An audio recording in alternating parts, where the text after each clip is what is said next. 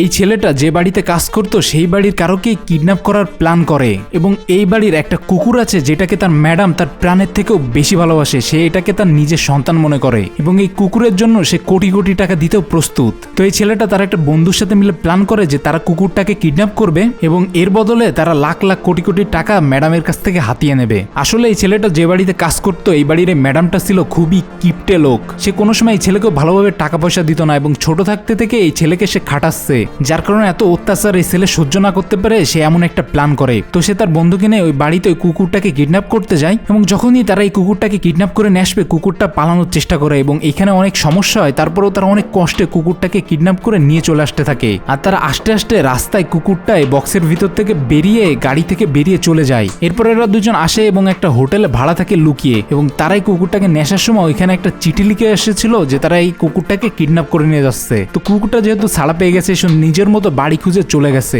পরের দিন মহিলা সকালে উঠে থেকে বাড়ির সবকিছু একেবারে তছনছ। সে মনে করে যে কেউ তো আমাদের বাড়িতে এসেছিল এবং দেখে সবকিছু ঠিক আছে, কুকুর আছে, সব আছে, কিন্তু তার বাড়ির কাজের লোকটা নেই। মহিলা মনে করে যে এই বাড়ির কাজের লোকটাকে কেউ কিডন্যাপ করেছে এবং এই ছেলেরা যখন দেখতে পারে যে তাদের গাড়ির ভিতর কুকুর নেই তাদের মাথাটা খারাপ হয়ে যেতে থাকে যে তারা এখন কি করবে। এবার তারা পরের দিন নিউজ পেপারে দেখতে পারে যে এই ছেলেটার নামেই নিউজ বেরিয়েছে যে তাকে কিডন্যাপ করা হয়েছে। এবার ছেলেটা বলতে থাকে যে এখন আমরা কি করব, কারণ আমি তো কিডন্যাপই হইনি, আমরা তো নিজেরাই এখানে এসেছি। তো এই মহিলাটা ছিল খুবই কিপটে, সে তো কোনোদিন টাকা দিয়ে তাদের কাজের লোককে ছাড়াবে না। তো সেই সময় বিভিন্ন লোকেরা তাকে প্রেশার দিতে থাকে যে এত টাকা পয়সা নেই, কি করবা, কারো জীবন বাঁচাও। তো এই মহিলার হাতে আর কোনো উপায় থাকে না এবং সে রাজি হয়ে যায় টাকাটা দেওয়ার জন্য এবং এই ছেলেটা নিজের কিডন্যাপ হওয়া টাকা নিজে একসময় নেস্টে যায় এবং সে এখানে গলা বদলিয়ে ম্যাডামকে বলে যে তুমি টাকাটা আগে দাও, তোমার কাজের লোক ঠিক সময় পৌঁছে যাবে এবং এই টাকাটা নিয়ে তারা দুইজন মিলে এইখান থেকে পালিয়ে যায়।